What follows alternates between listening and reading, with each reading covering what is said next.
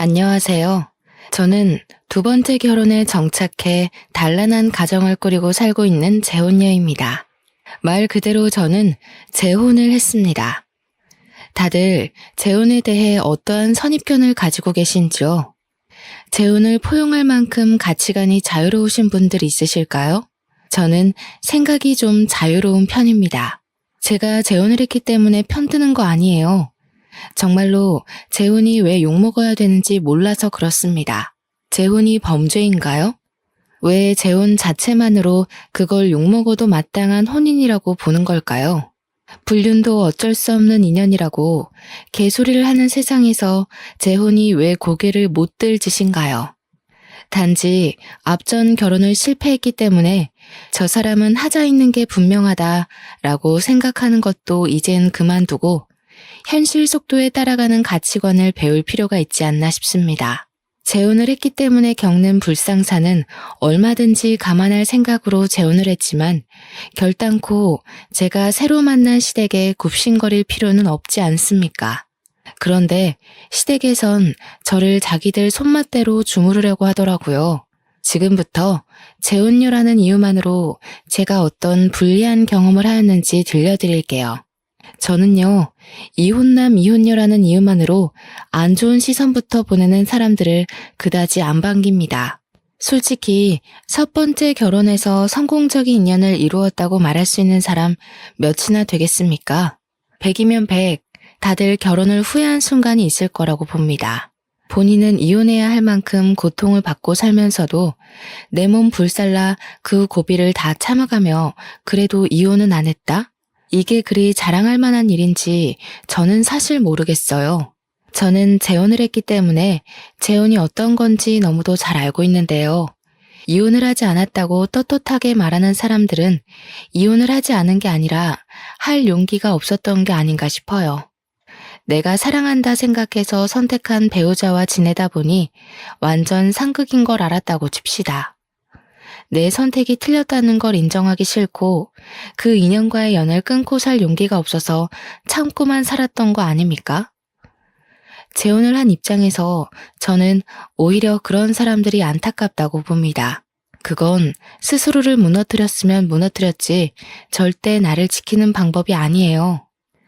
애초부터 상대에게 의지하기 위해 상대 없이는 못 살기 때문에 하는 건 결혼이 아니라 결혼으로 포장된 빈대가 아닌가 생각합니다.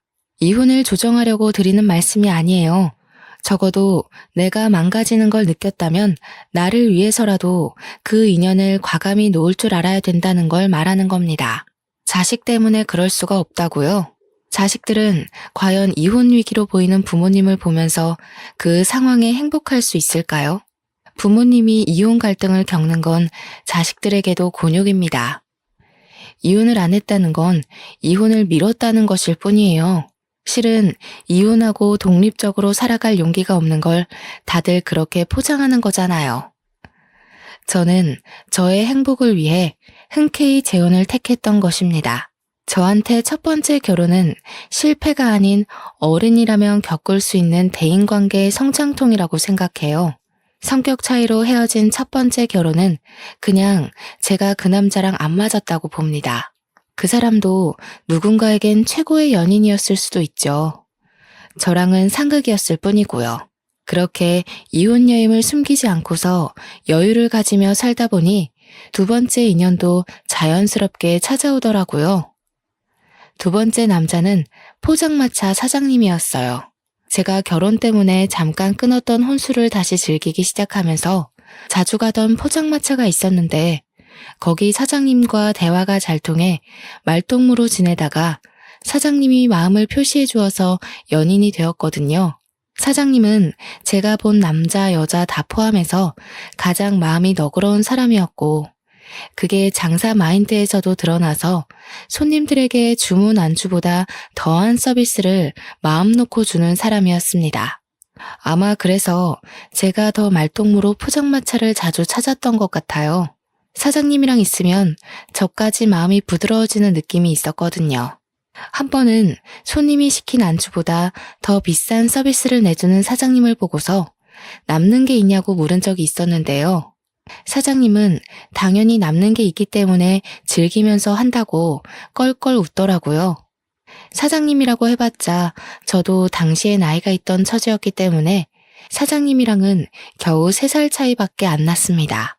사장님은 퇴근하고도 저와 흔쾌히 술친구가 되어주었는데 그 덕분에 이런저런 얘기를 다 했다 보니까 당연히 제가 이혼한 사정도 다 알고 있었어요.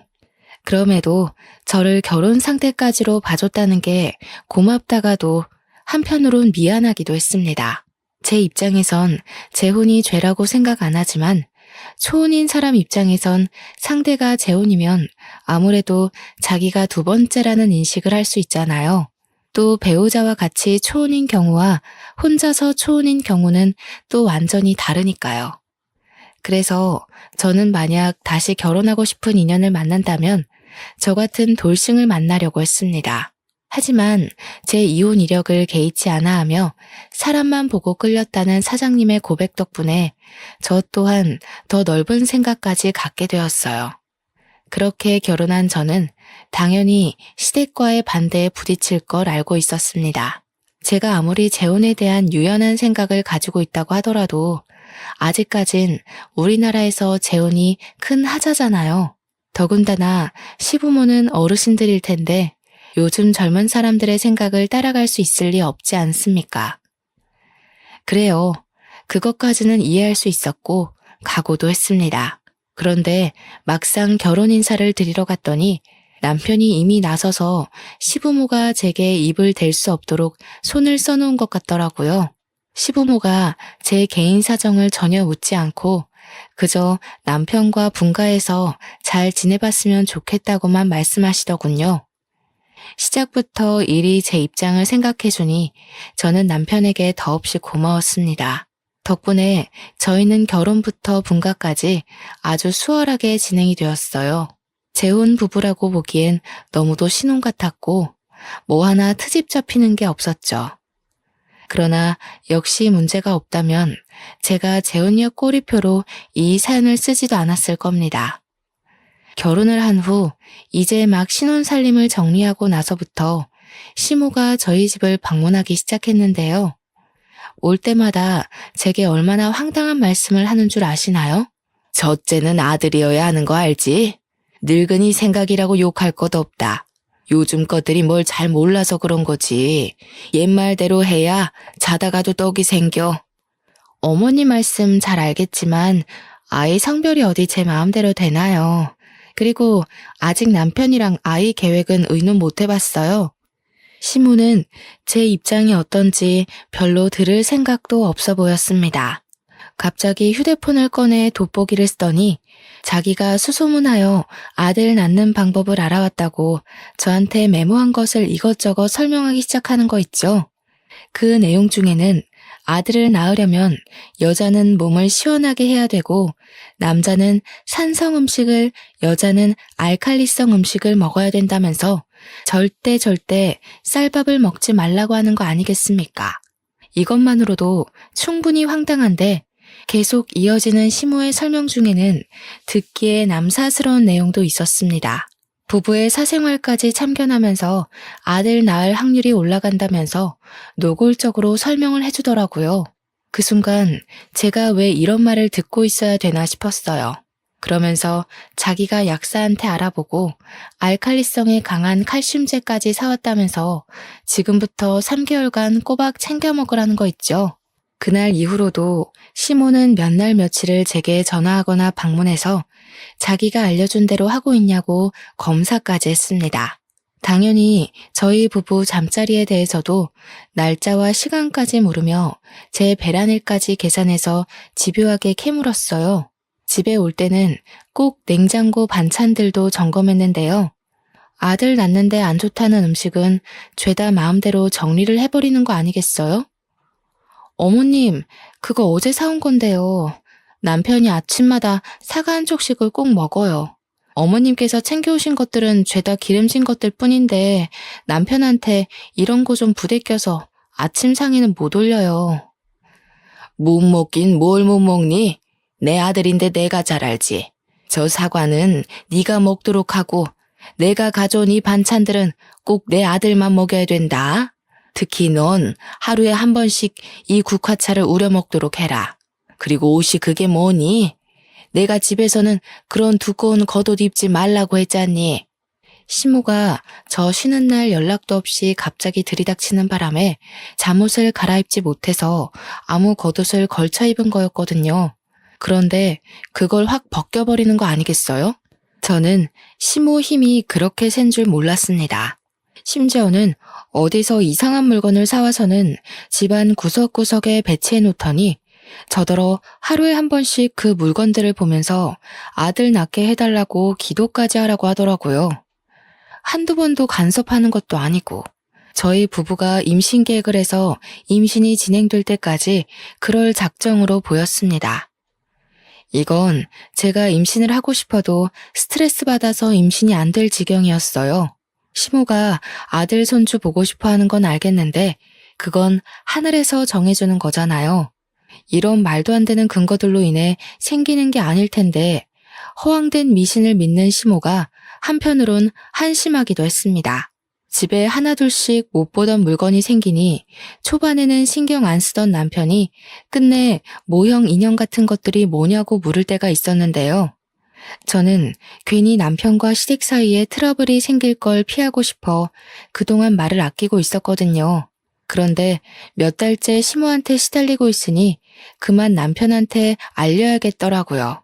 아, 그거 어머님이 첫째는 아들이어야 된다고 아들 낳는데 좋다는 물건들이래. 처음엔 한두 개 사오시더니 집에 올 때마다 매번 다른 걸로 사오신 거야. 뭐? 그런 게 어딨어. 보기 껄끄럽게. 사람 사는 집에다가 무슨 저런 것을 놔뒀대? 엄마가 또 쓸데없는 거 듣고 와서 자기 못 살게 굴었나 보네. 인형이 한두 개가 아닌데 그동안 이만큼이나 시달리면서 왜 말 안 했어? 그냥 괜히 자기랑 어머님 사이 불 붙이고 싶지 않아서. 그런데 점점 심해지시니까 좀 곤란하긴 하다. 어머님이 자기 좋아하는 나물 반찬도 다 갖다 버리셨어.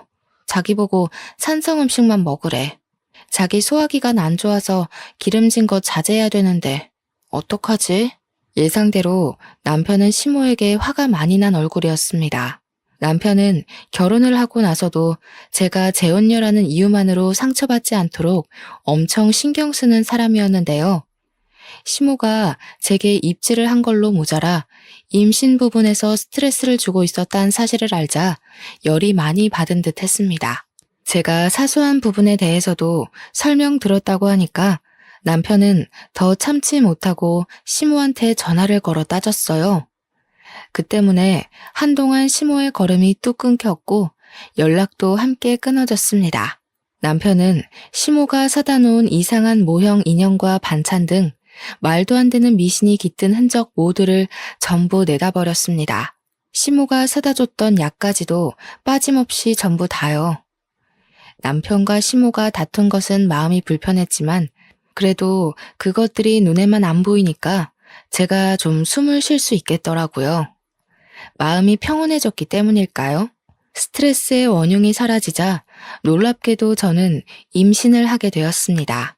임신이 되었을 때까지도 시댁에선 제게 간섭하는 것이 없었어요. 너무 기쁜 나머지 그동안 시모가 저를 피곤하게 했다는 사실을 잠깐 망각하고서 이 사실을 시댁과 친정에 빨리 알렸습니다. 그런데 아니나 다를까 그때부터 시모가 제게 다시 슬슬 입을 대기 시작하는 거 아니겠습니까? 태몽은 누가 꿨니? 어떤 꿈이었어? 너 그동안 내가 시키는 대로 했지? 내가 준 약은 임신하기 전 3개월 정도까진 꾸준히 복용했어야 했는데 똑바로 지켰니? 아, 어머님, 손자 보고 싶은 마음은 알겠는데요. 저희는 그냥 운명에 맡기려고요. 남편도 딸이든 아들이든 상관없이 다 좋다고 했거든요. 그래서 약도 끊은 지 오래됐어요. 아이고, 나 못 산다. 딸은 무슨 딸이야? 안 된다니까 그러네. 내 손주는 무조건 첫째가 아들이어야 돼. 장남이 들어서면 너한테도 좋은 건데 왜 말을 안 듣니? 어머님, 이런 게 고집 부린다고 될 일이 아니잖아요. 딸이든 아들이든 다 제 자식이니까 이제부턴 제가 알아서 할게요. 그리고 어머님 목소리가 너무 크셔서 태교에 많이 안 좋을 것 같아요. 앞으론 신경 꺼주세요. 그때 제 전화통화가 나름 저의 솔직한 감정 표현이었습니다. 시모의 간섭을 듣자마자 지난날의 스트레스까지 겹쳐져 한꺼번에 숨통이 막혔는데 저 때문에 자칫 뱃속의 아이한테까지 피해가 갈까봐 시모를 만나는 것도 싫더라고요. 다행히 남편의 입김 때문에 시모가 저희 집에는 찾아오지 않았어요. 덕분에 저도 시모에게 양해를 구하고는 시댁의 연락은 철저히 외면하며 몸조리에만 신경 썼습니다. 그렇게 태아의 성별을 확인할 수 있는 시기가 다가왔고 병원을 같이 찾은 저와 남편은 뱃속 아이가 딸이라는 사실을 듣게 되었습니다. 아이가 건강하다는 것만으로도 너무 기뻤지만 한편으론 시모의 등살이 걱정되더라고요. 그런데 저와 달리 남편은 정말 많이 행복해했어요. 사실 자기는 딸이 갖고 싶었다고 하면서 자기 꿈이 딸부잣집 아빠가 되는 거래요. 좀 귀엽지 않나요? 남편은 틈만 나면 귀갓길에 딸 물건이나 옷, 인형 등을 사오면서 딸을 맞이할 준비에 한껏 설렘 모습까지 보였습니다. 그런 남편을 보면서 저 또한 두근거렸지만 마음 한구석에는 계속 시모 생각을 놓지 못했어요. 이걸 어떻게 알려야 되나 그 생각 때문에 계속 골머리가 아팠습니다. 결국 산부인과 검진을 한 지 한 달이나 지나서 시모한테 딸이라는 걸 알리게 되었는데요. 그날 제가 시댁을 찾아가서 말씀을 드린 거였습니다. 남편과 시부는 출근을 했던지라 시댁에 같이 없었고 시댁에는 산후조리를 끝내고 온 신우랑 신우의 아들을 안고 있는 시모만 있었습니다. 제 뱃속의 아이가 딸이라는 걸 밝히자마자 시모가 시조카를 바로 내려놓더라고요. 아니나 다를까 눈에 불을 켜고 득달같이 언성을 높였는데 바닥에 놓인 시조카 똥기저귀를 제 얼굴에 던지는 거 아니겠어요? 그러게, 내가 뭐라고 그랬니? 진작에 내 말대로 했으면 아들을 가졌을 거 아니야. 네 신우 봐라. 내가 시키는 대로 했더니 금쪽 같은 아들을 낳은 거 안 보여? 어머님, 도대체 딸이 어떻다고 이러세요? 똑같이 귀한 자식이에요. 그러는 어머님께서 낳은 형님도 딸인 건 마찬가지 아니에요? 장녀 아니에요? 그럼 어머님도 집안 망신시킨 꼴인 거네요? 어머님도 첫째 애로 형님 낳으셨으면서 왜 이렇게 장남에 집착하세요? 어머머, 얘 봐라. 얘가 뭐라는 거야? 희원아, 얘 지금 뭐라는 거니? 한번 갔다 온 주제에 그깟 아들 하나 못 낳아서 내 자식한테 2번이나 흠을 만들어 놔? 내가 너 같은 애를 순순히 받아들인 이유가 왜겠니? 그래도 한번 갔다 왔으면 고분고분 수그릴 줄 알아야지. 그러게 옳게. 아무리 시건방져도 그렇지. 어떻게 시어머니 되는 사람한테 대들어? 전에 시댁에서도 이랬어? 그래서 이혼당한 거지. 역시 재혼하는 사람들이 다 그렇지. 순진한 내 동생 꼬드겨서 다시 살림 한번 펴보려고 한 것 같은데 결국 똑같은 이유로 내 동생한테 이혼당할 거야. 행동 조심해. 아들, 딸 얘기하다가 갑자기 제 재혼 얘기는 왜 나온 거죠? 애초에 아들, 딸 문제로 이런 다툼이 생겼다는 것 자체가 저는 이해할 수 없었어요. 기가 막혀서 저는 참지 않고 신우한테도 대들었습니다. 지금 뭐라고 했냐고, 왜 잘 알지도 못하는 남의 인생사 함부로 말하냐고 고함을 쳤더니 신우는 뻔뻔하게 고개 쳐들고서 저를 비웃는 거 아니겠어요? 그럼 그렇지. 사고 친 인연들 보면 다 불륜녀나 이혼녀, 재혼녀더라. 어쩌다가 내 동생이 올케 같은 해진 여자한테 넘어갔는지 모르겠는데 올케가 지금 당당할 입장은 아니야. 뭐라고요? 해진 여자? 이 집 사람들은 뭘 얼마나 잘난 삶을 살고 있길래 저한테 그런 식으로 말하는 거예요? 하긴 입에 걸레 문 사람이 잘 살아봤자 얼마나 잘 살아왔겠어요. 입에 걸레 문 사람? 올케 미쳤어? 나 올케한테 형님 되는 사람이야. 아무리 개념이 없다고 해도 그렇지 어떻게 예의 없이 그딴 말을 해? 이것 봐. 결혼 실패했던 여자들은 다 이유가 있다니까. 신우가 저를 앞에 두고 막말을 자꾸 하잖아요. 제가 그런 모욕을 듣고 있을 이유가 없지 않습니까? 더 이상 화를 참을 생각도 없던 저는 겨우 1살인 신우 아들 앞에서 신우에게 달려가 머리채를 잡고 흔들었습니다. 옆에서 깜짝 놀라 소리 지르던 시모는 우왕좌왕하다가 당장 남편한테 전화하더라고요. 남편한테 제가 미친 짓 한다고 고자질하기 바빴어요. 저는 남편이 오는 15분가량의 시간 동안 신우와 서로 머리채를 붙잡고 싸움을 멈추지 않았습니다. 그 사이 신우는 정말 입에 담기도 민망한 쌍욕을 무수히 많이 했어요. 아들을 앞에 두고 그러고 싶은지 말도 안 나오더군요. 한참 지지고 못 갔을까 신우가 하필이면 발을 올렸고 그걸 피하느라 신우 머리를 잡고 있던 손을 놓아버렸네요. 그래서 신우는 엉덩방아를 찌으면서 요란하게 넘어졌는데요. 다행히도 때마침 남편이 문을 따고 들어왔고 남편은 들어오자마자 저만 먼저 살폈어요.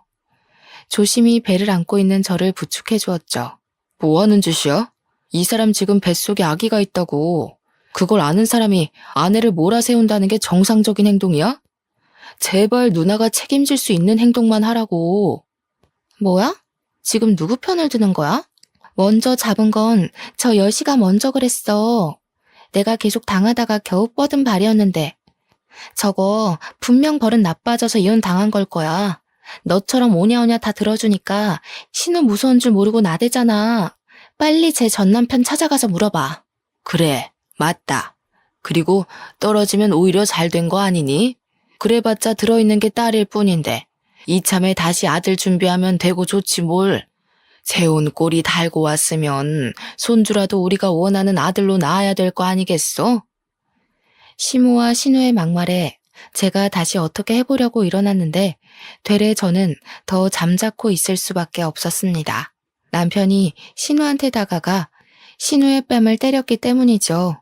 신우는 남편 힘에 밀려서 자기 아들 옆으로 완전히 꼬꾸라져 버렸습니다. 저도 놀랐는데 시모랑 신우는 자기들 핏줄이 그러니까 얼마나 놀랐겠어요. 상종 못할 인간들. 한 번만 더 내 와이프랑 내 딸한테 손대고 입대면 나 그땐 이 집 호적에서 나올 거야. 장남이 뭐 대수야? 장남인 아빠도 내 결혼에 대해서 아무 말도 안 하는데 왜 어줍잖은 당신들이 난리야. 뭐? 아들아, 네가 어떻게 엄마한테 그런 소리를 할 수가 있어? 고작 저런 여자 하나 때문에 엄마를 협박해? 전현이 사주한 거지. 그렇지? 조용히 하세요. 평생 내 얼굴 안 볼 생각이면 계속해서 내 가족 건드려봐. 나 절대 그냥 하는 소리 아니야. 내 딸 손대는 순간 누나 아들도 잘못될 줄 알아. 남동생의 협박에 놀란 건지 신우는 남편의 말에 눈물까지 보이면서 억울했습니다. 저는 남편의 부축을 받고 그대로 시댁을 빠져나왔어요.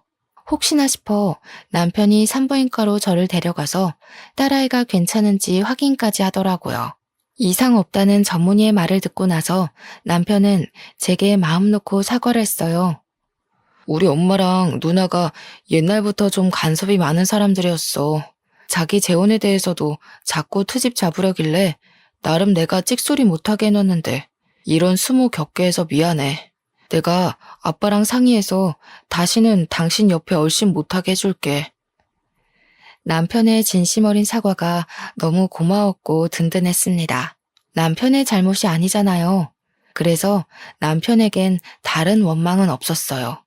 남편이 시댁한테 당하는 제 사정을 모르는 것도 아니었고 나 몰라라 하는 것도 아니지 않습니까? 그런 남편이 저를 지켜주고 있었기 때문에 저도 굳건히 버틸 수 있었던 겁니다. 그래서 시모랑 신우가 저한테 더 이상 손을 못 댔냐고요? 그건 또 아닙니다. 그 둘은 오히려 더 열이 받아서는 남편이 제 게임에 넘어갔다고 생각해 저를 확실히 구워 삶으려고 작당을 하기 시작했어요. 저는 출산을 하기 전까지 몇 번이나 시댁 식구들 때문에 유산의 고비를 넘겨야 했습니다. 한 번은 시모가 남편을 통해서 여자 몸에 좋다는 한약을 선물하더라고요. 절대 이럴 사람이 아니기에 저는 끝까지 의심의 눈을 거두지 못했죠. 결국 저는 곧장 한약 봉투에 표시된 한의원을 찾아가서 시모가 대체 어떤 약재를 써서 만들었는지 물어보기까지 했습니다. 네, 여자한테 좋지 않은 한약이 맞다고 하더군요. 그래서 한의사가 시모한테 절대 가임기 여성에게는 음용하지 말라고 몇 번이나 말했다고 합니다. 하지만 시모는 자기 아들 거 짓는 거니까 걱정하지 말라고 했대요. 두 모녀는 끊임없이 저를 공경에 빠뜨렸습니다. 남편이 시댁에 경고를 줬다고 말을 들을 사람들이었다면 제가 이렇게 스트레스를 받지도 않았겠죠. 그래도 그 경미한 위험들이 제 앞에 닥칠 때마다 저는 하늘이 도운 건지 다행히도 운 좋게 고비를 넘겨왔는데요. 딱 한 번 불운을 피하지 못해 정말 위험할 뻔했던 적이 있었습니다. 그들을 도무지 용서를 해선 안 되겠다고 마음을 먹은 날이기도 했죠. 한날 장을 보고 횡단보도를 건너가던 중이었는데요. 갑자기 신호를 무시하고 달려드는 차 때문에 깜짝 놀라서 발을 헛디뎠거든요. 그때 하필 남산만 했던 배로 중심이 쏠리는 바람에 주위 사람들이 황급히 달려와 저를 도와주었습니다. 당시 제가 많이 놀라긴 했었나 봐요. 그만 기절까지 해버린 거 아니겠습니까? 그 와중에도 저는 쌩 지나가 버린 차 번호를 눈으로 외우고 난 뒤에 의식을 놓았던 걸로 압니다. 아마 아이를 지키고 싶던 엄마의 독한 의지 덕분에 저도 모르게 그럴 수 있지 않았나 싶은데요. 그 순간 발휘한 기지가 훗날 제게 역전의 기회를 안겨준 중요한 키가 되기도 했어요. 저는 119에 실려오는 도중 정신을 차렸는데 눈 뜨자마자 구급대원들에게 나는 괜찮으니 우리 아이 좀 빨리 검사해달라고 졸랐습니다. 그래서 아이를 먼저 확인했고 다행히 아이는 무사한 걸 들었습니다. 아이가 씩씩하게 잘 견뎌준 것이겠죠. 그제야 마음이 놓인 저는 남편에게 연락을 넣고 병실에서 멍 때리고 누워 있었습니다. 그동안 제 주변을 도사리고 있던 아찔한 순간들이 머릿속을 훅훅 지나가더라고요.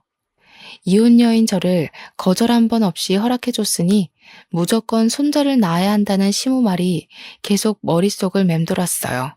차라리 그만한 이유라도 설득력이 있는 까닭이라면 제 나름대로 이해를 해보겠다만 언제 한번 시모한테 왜 꼭 아들이어야 하냐고 물은 적이 있거든요. 그런데 시모 말이 아들 낳는데 이유가 어딨냐고 그건 당연한 일이라고 하는 거 있죠. 그러는 본인은 딸을 첫째로 가져놓고 왜 자꾸 저한테 그런 억측을 부리는지 모르겠습니다. 뒤늦게 뛰쳐온 남편은 제가 괜찮은 걸 눈으로 확인하고 의사까지 불러서 제 상태를 제대로 듣고 난 뒤에야 안심을 했습니다. 제 앞에 무릎을 꿇더니 또다시 시댁 대신 사과를 하였어요. 당신은 잘못 없다니깐. 어린애들이 하는 장난질도 어른이 감당 못할 때가 있는데 다 큰 성인들이 그러는 걸 당신이 어찌 알고 맞겠어. 당신이 자꾸 시댁 대신 사과를 하면 난 그게 더 마음 불편해. 솔직히 어머님이랑 형님 용서 못하겠는데 당신이 이러면 내가 용서해야 될 것 같단 말이야. 그렇지. 거기까진 생각 못했다. 그래도 미안해. 내가 더 주의를 기울였어야 되는 건데. 정말 엄마랑 누나가 이렇게까지 나올 줄 몰랐어. 내가 생각해도 이건 사람 짓이 아니라고 봐.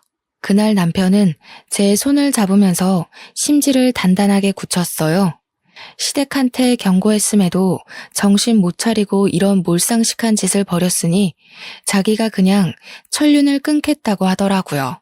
가족이라고 무조건 다 포용해야 될 의무는 없다면서 시모와 신우가 먼저 선을 넘었으니 뱃속의 자식을 위해서라도 위험 요인을 끊어내는 게 맞다고 하였습니다. 저는 별로 다친 곳이 없어 그날 남편과 함께 바로 퇴원을 했고 남편은 시댁에게 전화를 하여 절연할 것을 제대로 통보했어요. 그리고 살인미수로 고소도 할 거라고 했습니다. 저는 그런 엄벌까진 생각하지 못했는데 남편은 확실히 가족이라고 봐줄 생각이 없어 보이더라고요. 신고하는 데엔 문제 없었어요. 다행히 제가 증거 사진을 다 남겨놓기도 했고 아파트 건물 CCTV랑 도로 CCTV를 통해 제가 누군가의 고의로 위험에 처했다는 사실은 얼마든지 입증이 가능했으니까요. 계속 상황을 모른 척하며 떳떳하게 주장하던 시모가 남편이 고소를 한다고 증거 다 있다고 확고한 발언을 하자 그제야 당황해서 꼬리를 내리기 시작했는데요. 남편은 그 변명의 목소리조차 듣기 싫다면서 그대로 전화를 끊어버렸어요. 그랬더니 다음날 시모가 신우랑 같이 저희 집에 찾아와서 남편을 붙잡고 늘어지더라고요.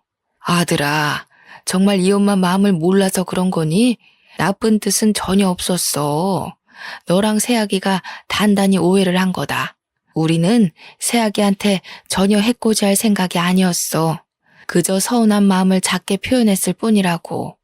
그래, 너는 뭐 그런 걸로 가족끼리 고소한 애만에 무섭게 말해? 올케도 다 아니까 그동안 말 안 하고 있었겠지. 안 그래, 올케? 괜히 작은 문제로 일 키우지 말고 그만 화 풀어. 앞으론 안 그러면 되잖아. 여러분들은 이게 과연 사과라고 생각하시나요? 반성의 기미가 있다고 보십니까? 누가 들어도 변명일 뿐이기만 한 발언으로 남편한테 사정을 하고 있으니 남편이 어디 눈 하나 깜빡하겠어요? 당연히 남편은 더 화가 나서 천륜을 끊을 거라고 큰 소리까지 쳤고 또 제가 용서를 안 하면 자기는 평생 시모를 안 보고 산다는 말까지 했습니다. 시겁한 시모가 서둘러 제게 와서 제 손을 잡았는데요. 그 힘에서 얼마나 간절함이 묻어나던지 맞잡은 손이 엄청 아렸습니다. 아가, 내가 다 늙어서 속상한 마음에 애들 장난처럼 표현을 했어. 정말 어떻게 해보려는 의도는 하나도 없었다. 가족끼리 가벼운 장난 정도는 눈 감아줄 수 있지 않니? 어머님은 가족끼리 목숨 가지고 노시나 봐요. 어머님이랑 형님은 제 아이를 노렸겠지만 제 목숨도 두 사람 손에 놀아놨다는 거 제가 정말 몰랐을 거라고 생각하세요? 장난이었다고요? 두 사람은 장난으로 던진 돌일지라도 제게는 매 순간 전쟁통이나 다름없었어요. 안다. 알고 말고. 내가 미처 네 입장까진 생각하지 못했구나. 이렇게 잘못했다고 사과를 하지 않니? 다시는 그런 일 없을 거다. 나 이렇게 우리 아들 안 보고 못 살아. 제발 한 번만 눈 감아주렴. 그래, 올케. 내가 솔직히 좀 심했어. 인정할게. 멀쩡한 내 동생이 한 번 갔다 온 여자한테 장가가는 게 아까워서 그랬어. 엄마가 아들 손자 바라는 것도 나랑 같은 심리야. 미안해. 딸 낳아도 괜찮아. 그러니까 우리 그만 화해하자. 저는 시모도 시모지만 신우의 태도가 정말 어처구니 없었습니다. 시모는 그래도 발을 동동 구르며 저를 붙잡고 울상짓는 신용이라도 했는데 신우는 전혀 아니었거든요. 한눈에 봐도 신우는 자기가 왜 사과를 해야 되는지 모르는 눈빛이었고 고소만큼은 피하기 위해서 어쩔 수 없이 고개 숙이는 느낌이 났어요. 원래부터 좋게 넘어갈 생각은 아니었지만 신우의 반성 없는 꼴을 보니 이 상황을 조용하게 넘어가면 안 될 것 같더라고요. 결국 신우는 자기 무덤 자기가 판 셈이에요. 신우 태도를 보고 제가 제 행동을 결정하려 했는데 신우는 제가 당시 현장을 피바다로 만들도록 화를 돋운 거예요. 저는 자리에서 일어나 잠깐 방에 들어가서 종이봉투 하나를 들고 나왔습니다. 그러고는 신우 발 앞에 패디기를 쳤어요. 제가 횡단보도에서 의식 잃으면서까지 차 번호를 외웠는데요. 조회해보니까 엄청 재미난 사실을 알았지 뭐예요? 형님 그렇게 떳떳하게 아들 낳았다고 자랑하더니 유부남 꼬셔서 낳은 애였어요? 제 말에 신우는 처음으로 크게 당황하면서 입을 어버버거렸습니다. 이 사실을 처음 듣는 남편과 시모는 저희 대화에 끼어들지 못하고 있었고 남편이 대신해서 신우 발 아래 있는 종이봉투를 들고 확인했어요. 남편이 평소 눈치가 빠른 편인데 아니나 다를까 남편의 표정이 어그러지면서 대충 뭔가를 눈치챈 것 같더라고요. 이게 다 뭐야? 이거 누나잖아. 이 사람이 이번에 새로 만났다는 남자야? 그렇게 꽁꽁 숨기고 나중에 밝혀주겠다더니 이 사람 뭐 하는 사람인데? 아, 그거 형님이 불륜녀라는 증거야. 내가 형님이 뭔 차에 사고 당할 뻔했다고 했잖아. 어떻게 보면 그것도 뺑소니나 다름없는데 경찰한테 차 조회 좀 해달라고 했지. 그런데 웬 아저씨 차라고 하더라고. 내가 아는 게 있는데 절대 그럴 리가 없다고 생각했어. 그래서 더 알아봤더니 글쎄 그 차주인이 시조카의 아빠라고 하더라. 당연히 남편이 보고 있는 사진들은 제가 몰래 신우 뒤를 밟아서 찍어놓은 불륜 현장의 모습이었습니다. 신우는 남의 가정 파탄내고 유부남의 아이를 가진 불륜녀 입장이었던 겁니다. 저도 당시 그 사실을 알고 얼마나 놀랐는지 몰라요. 이렇게 추악스러운 실체를 갖고 있는 사람이 저한테 재혼녀라고 그렇게 손가락질했던 거잖아요. 놀란 것도 놀란 거지만 곰곰이 생각할수록 기분이 나빠지더라고요. 신우는 그럴 만한 입장이 아닌데도 저를 그리 못살게 굴었다는 거 아닙니까? 무슨 낯짝이 그렇게 두꺼운지 몰라요. 역시나 제가 놀란 것처럼 남편이랑 시모도 상당히 충격이 커 보였습니다. 심지어 시모는 남편이 들고 있는 사진을 뺏어가 자세히 보면서 기함을 했어요. 그 와중에 신우는 미꾸라지처럼 빠져나가려고 어떻게든 머리를 굴리고 있는 게 훤히 보였습니다. 형님, 저한테 사고는 불륜녀, 이혼녀, 재혼녀가 치는 거라고 하셨나요? 틀렸어요. 이혼녀, 재혼녀는 적어도 범죄자는 아니거든요. 그런데 불륜은 고소받아 마땅한 범죄잖아요. 고작 불륜녀 주제에 재혼한 제 앞에서 그리 고개를 쳐들고 계셨던 거예요? 어떻게 그리 뻔뻔할 수가 있어요. 식구들이 형님 이런 사람인 거 모르고 속아주니까 다 만만해 보이기라도 했나 봐요? 뭐라는 거야, 이 정신 나간 년이. 올케 내 스토커야? 어디서 이런 걸 조작해서 나를 겁박해. 이러면 내가 무서워 벌벌 떨 줄 알았나 보지? 나 그렇게 멍청한 사람 아니거든. 겨우 생각한 방편이 스토커 핑계라니 실망스럽네요. 어머님도 어머님 따님이 하는 짓 똑바로 지켜보세요. 아들 낳은 형님을 그렇게 자랑스러워하셨잖아요. 겨우 불륜녀가 낳은 손자를 둔 셈인데 어떡해요? 동네방네 손자 자랑할 수 있겠어요? 손자 자랑 전에 불륜녀 엄마라고 소문 먼저 날 텐데 괜찮으실지 모르겠네요. 제 말에 시모는 얼굴이 시뻘개져서 신우를 노려봤습니다. 제 앞이라 쪽팔린지 차마 딸에게 쓴소리는 못하더라고요. 배신감에 치를 떨면서 소파에 덩그러니 누워있는 시조카까지 노려보는 거 아니겠어요? 더 이상 빠져나갈 구멍이 없다고 생각한 신우는 이 모든 상황에 당황해서 갑자기 소리를 빽 질렀는데요. 자기는 불륜이 아니라고 사랑이고 운명이라면서 본처가 자기들 사이 갈라놓고 있는 거라고 증거 사진들을 갈기갈기 찍기 시작하더군요. 신우의 숨통을 조일 수 있는 귀한 증거인데 제가 원본을 줬을 리 있겠습니까? 헛짓하고 있는 신우에게 그거 다 휴대폰에 저장된 사진이라고 하니까 신우는 그제야 제 앞에 무릎을 꿇고 울며 불며 애원을 하더라고요. 올케, 이거 밝혀지면 나 그 사람한테 외면당해. 제발 부탁이야. 그 사람 합의 이혼하고 나한테 온다고 했단 말이야. 이거 들통나면 우리 아들은 아빠 없이 커야 돼. 형님은 그런 말할 자격이 없어요. 남의 집 자식 아빠를 뺏은 사람이잖아요. 못 모르는 시조카 입장은 안타깝지만 제가 방금 그분 본처한테 연락을 넣었어요. 형님 같은 사람이 행복한 가정을 꾸리고 산다면 남겨진 그 집 가족들한테 너무 잔인한 일이잖아요.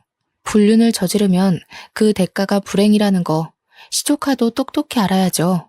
저는 신우 앞에서 휴대폰을 들이밀며 처음 보는 번호로 그 사진들을 전송한 걸 보여줬습니다. 신우는 다시 얼굴색이 돌변하더니 제 휴대폰을 바닥에 냅다 집어던졌어요. 그러고는 울분에 차서 저를 노려보는데 자기 폰으로 불륜남이 전화가 오기 시작하자 사색이 되더라고요. 불안에 떨며 전화를 받고는 자기야 하면서 변명을 막 하는데 제가 본 사람들 중 가장 못나고 찌질해 보였습니다. 어쩜 시모도 신우도 이런 식으로밖에 못 살았을까요? 남편 위로 저런 사람이 둘이나 있는데 남편은 저들과 달라서 얼마나 다행인지 모릅니다. 난장판인 시댁 식구를 보면서 한심한 마음에 혀를 내두르고 있던 차 남편이 알아서 그들을 쫓아냈습니다. 남편은 문을 닫기 전에 그 두 사람에게 딱 한마디 엄포를 남기더라고요. 연락할 때까지 다신 얼씬도 하지 말라고 말입니다. 시무랑 신우를 본 건 그때가 마지막이었어요. 2달이 지난 지금까지 만난 적이 없네요. 출산하기 전에 그들을 떼어낼 수 있어서 천만 다행이라고 생각합니다. 출산 내내 험난한 시간을 보냈는데 그게 출산 임박까지 이어졌다고 생각해 보세요. 그래서 우리 아이가 잘못되었다면 저 정말 시무랑 신우의 숨통을 졸랐을지도 모릅니다. 다행히도 하늘이 알아서 나쁜 인간들을 떼어내주지 않았습니까? 출산 임박해서 그 2사람을 정리했잖아요. 모든 게 다 고마운 상황이었지만 그 와중에 특히 고마웠던 건 못난 엄마의 불찰에도 그 모든 걸 씩씩하게 잘 버텨준 우리 딸에게 고마울 따름이에요. 제 아이는 너무도 무사하고 건강하게 태어났습니다. 저와 남편은 그제야 가정다운 가정을 살면서 딸에게 최선을 다하는 부모가 되려고 노력 중에 있어요. 그리고 제 딸이 여자아이치곤 좀 독특한 부분이 있었는데 예쁜 인형을 좋아하기보단 주로 칼 장난감을 가지고 노는 걸 좋아하더라고요.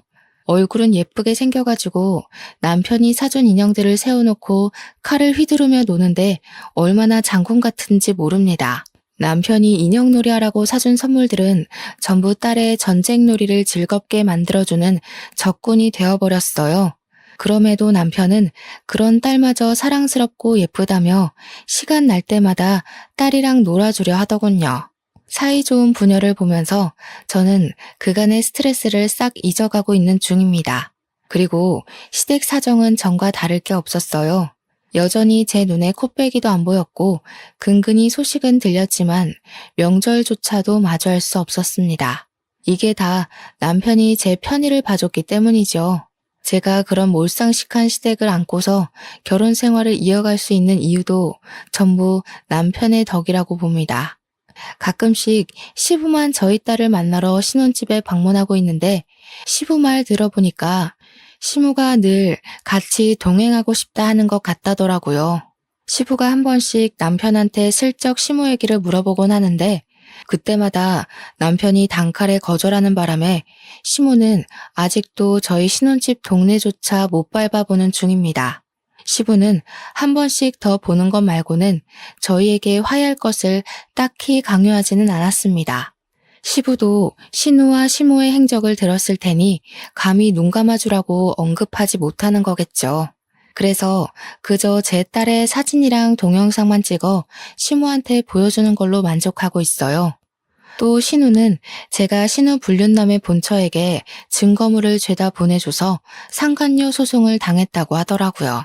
죗값을 받으라고 일부러 본처에게 알린 것이기 때문에 신우가 어떻게 되었는지 괜찮은지 딱히 안부가 궁금하진 않았습니다. 다만 저 때문에 아빠 없이 커야 하는 시조카의 사정은 마음 한편에 계속 걸려 있어요. 부디 신우가 죗값 치른 이후로 자기 죄를 반성하고 시조카에게 부끄럽지 않은 엄마가 되었으면 좋겠네요.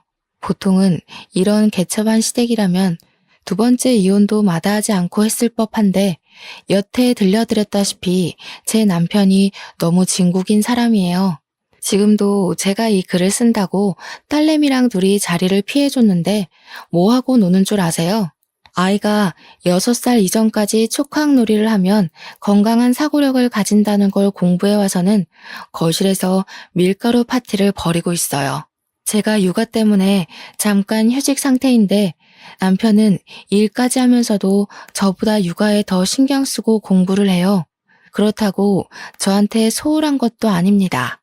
남편이 요리에 일가견이 있어서 포장마차를 운영한 것도 있었는데 자기가 집에 있는 날에는 자기가 식사 준비를 하려고도 해요. 제가 이런 사람을 두고 어떻게 다른 생각을 하겠습니까? 저는 남편을 만나 너무 행복해요. 시댁이 그런 사람들일지라도 남편 때문에 이겨내고 싶을 만큼 남편을 사랑합니다. 앞으로 제 삶에서 다른 인연은 없을 거예요. 저를 위해 살려고 노력했기 때문에 제가 완벽한 제 짝을 만나지 않았나 싶습니다.